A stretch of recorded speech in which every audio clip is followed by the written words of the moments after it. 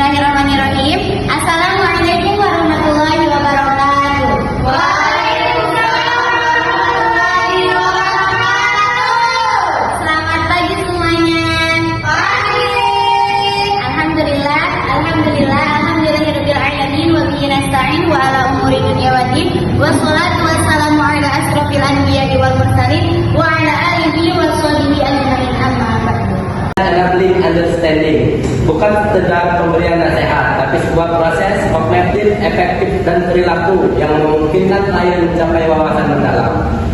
Definisi kompetensinya, upaya sistematis konselor untuk memberdayakan klien agar mampu menginterpretasi, menginternalisasi, mengintegritaskan data karir yang relevan ke dalam konsep mereka. Tujuan adalah mengonfirmasi informasi menjadi pengetahuan personal. 3 dimensi utama pemahamannya yaitu yang pertama, pemahaman diri. Pengenalan yang jelas, realistis terhadap minat, nilai-nilai, keterampilan, kepribadian dan gaya hidup yang diinginkan. Yang kedua, pemahaman lingkungan, kontekstual ya. Pemahaman akurat tentang struktur pasar kerja, tuntutan pekerjaan, jalur pendidikan dan realitas sosial ekonomi. Yang ketiga, pemahaman proses, kesadaran tentang cara kerja, pengambilan keputusan yang sehat, strategi pemecahan masalah dan keterampilan adaptasi. Tujuan utama dari ini semua meningkatkan agensi klien, mengalihkan fokus dari konselor sebagai pemberi solusi menjadi klien sebagai pengambil keputusan yang otonom. Yang kedua, mengembangkan adaptasi karir, menumbuhkan kapasitas adaptasi untuk siap menghadapi era puncak. Yang ketiga, membangun kompetensi naratif, membantu klien melihat benang merah dan membangun kisah hidup yang keren antara masa lalu, kini dan aspirasi masa depan. Dan yang ketiga, kompetensi konselor, kompetensi asesmen, mahir memilih, mengelola dan mentafsirkan alat tes, nilai serta menyajikan relevan dan mudah dipahami. Yang kedua, kompetensi relasional, membangun working habits yang kuat ditandai empati, kehangatan dan ketulusan menggunakan skema kognitif klien. Yang ketiga, kompetensi mediasi, bertindak sebagai mediator, menjelaskan konsep kompleks dan mengubah informasi data menjadi wawasan insight bagi kami. Baik, terima kasih. Oke, saya ucapkan terima kasih kepada Iqbal yang telah menyampaikan materinya dengan santai. Dilanjutkan dengan saya sebagai pemateri kedua.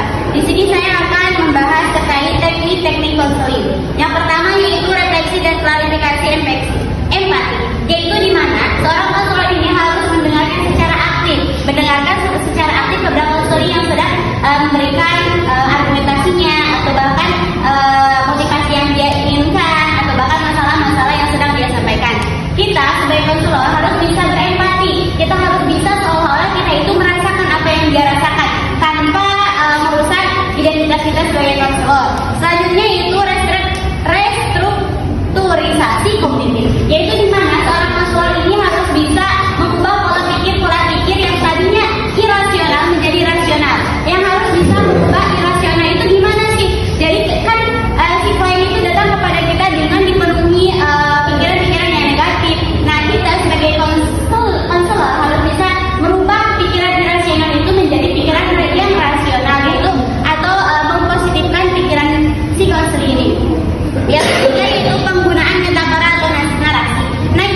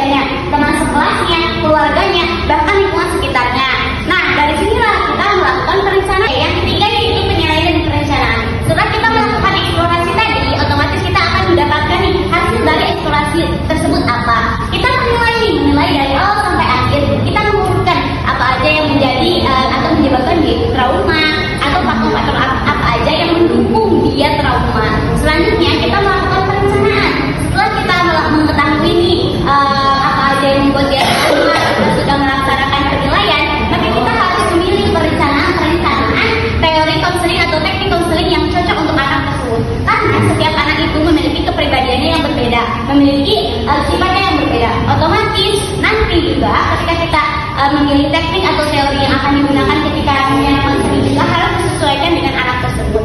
Yang terakhir yaitu implementasi dan penutupan. Nah, ketika kita sudah melakukan perencanaan, maka perencanaan itu harus diimplementasikan kepada si konseling tersebut. Setelah kita diimplementasikan, maka kita harus mengevaluasi nih, apakah teknik-teknik teori yang kita sampaikan itu bisa diterima oleh konseling, bisa dilaksanakan oleh konseling, bahkan konseling itu bisa menyelesaikan masalahnya atau tidak setelah melakukan konseling bersama kita. Kita bisa di dalam tahapan itu semuanya misalkan tidak berhasil atau si konseling ini belum mampu keluar dari atau belum mampu menyelesaikan permasalahannya, maka kita bisa melaksanakan schedule ulang atau kita bisa merencanakan kembali apa-apa aja yang mungkin nanti kita bisa lakukan bersama si konseling tersebut. Entah itu kita merubah teorinya atau bahkan nanti kita juga suasana yang berbeda bisa jadi. Nah, tapi ketika misal kita sebagai konselor itu sudah tidak mampu lagi untuk menangani seorang konseling ini, misal si bullying ini sudah berkembang kepada mentalnya, otomatis ini ada yang namanya alih tangan, yaitu dialih tangankan kepada pihak yang lebih berwajib, yaitu seperti profesionalis, bisa psikolog atau psikolog. Nah, itu bisa dialih tangan kepada psikolog. Nah, yang terakhir yaitu ada contoh aplikasi. Contoh aplikasinya bisa gini ya teman-teman. Ada seorang anak bernama Nisa Rahma. Rahma ini berusia 23 tahun. Nah, Rahma ini memiliki permasalahan terkait yaitu bingung terkait pekerjaan apa yang bisa urus dia. Nah, kita bisa melakukan teknik-teknik understanding clients ini pada Rahma dengan cara tadi kita mengidentifikasi, mengasesmen, lalu kita memahami Rahma, melaksanakan eksplorasi, penilaian lalu perencanaan dan evaluasi. Nah, jadi kesimpulannya teman-teman, pemahaman kepada konseling atau klien ini adalah proses di mana seorang konseling ini berusaha memahami seorang konseling terkait baik dirinya atau permasalahannya bahkan lingkungan sekitarnya. Dengan kita